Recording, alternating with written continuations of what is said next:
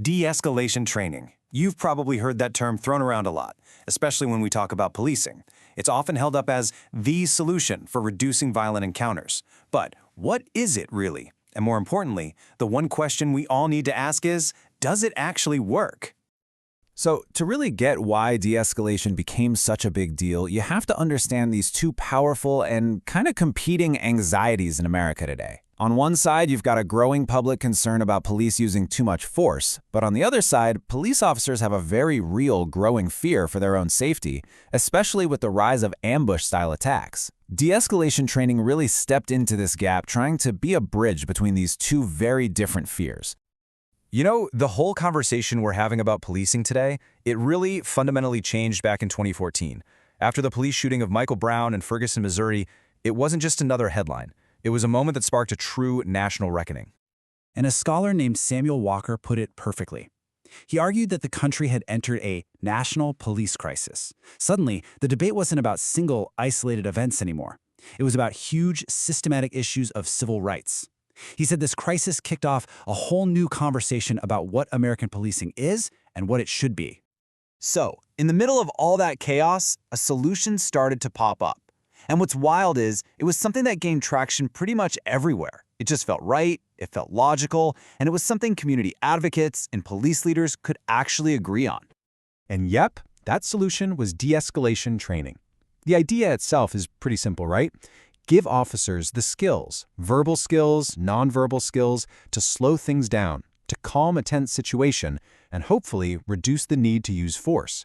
It just made sense, and it was quickly adopted by just about everyone as the way forward. Okay, so that brings us to the million-dollar question. With all this money and all this time being poured into this training, do we have solid proof that it's actually doing what we want it to do? We have to look past the gut feeling, the idea that it should work, and see what the actual science says. All right, let's dive in. To get to the bottom of this, we're going to look at a massive systematic review.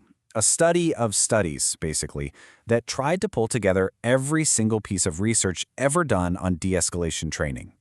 I mean, these researchers cast an incredibly wide net. They looked everywhere, not just in criminal justice, but in nursing, psychology, public health, pretty much any field where you'd study how to calm down aggressive situations. They were determined to find everything.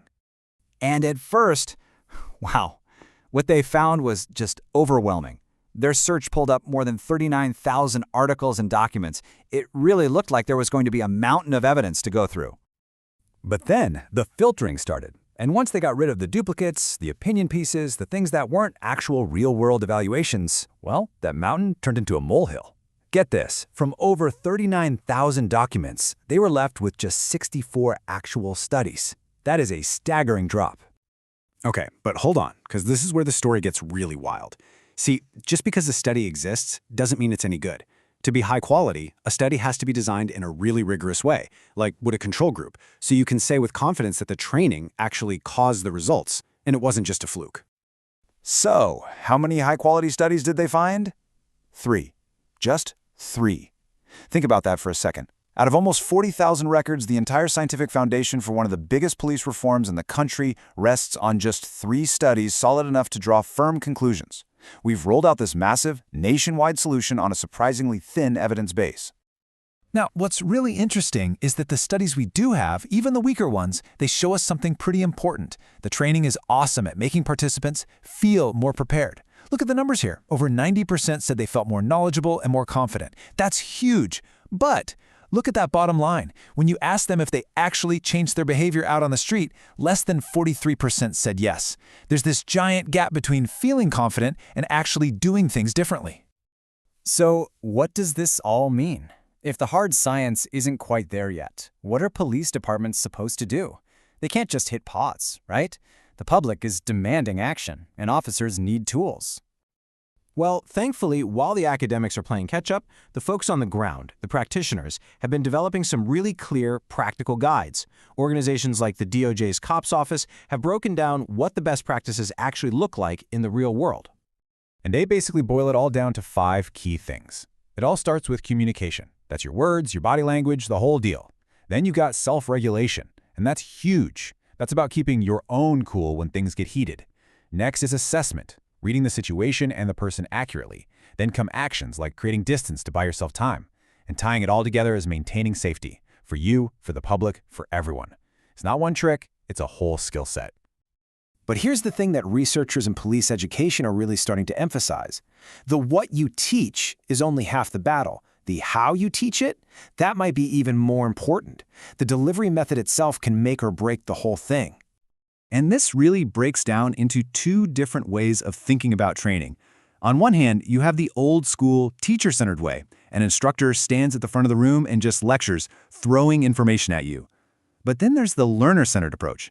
This is where the instructor is more of a guide, putting officers in realistic scenarios where they have to problem solve and figure things out for themselves. For a skill this important, you can't just learn it from a PowerPoint, right? You have to do it. And this all leads to a really powerful conclusion from the researchers who did that huge review. They basically said, look, police leaders have an ethical duty here. It's not enough to just adopt a new training because it sounds good. You have to test it constantly to make sure it actually works and isn't causing any problems you didn't expect. And so that leaves us with this really tough final question. When you're in the middle of a crisis and people are demanding change, is it better to go with a common-sense solution and just hope for the best? Or do you have to wait for the slow, careful process of science to give you the green light? It's a tough call, and the story of de-escalation training really shows us there are no easy answers.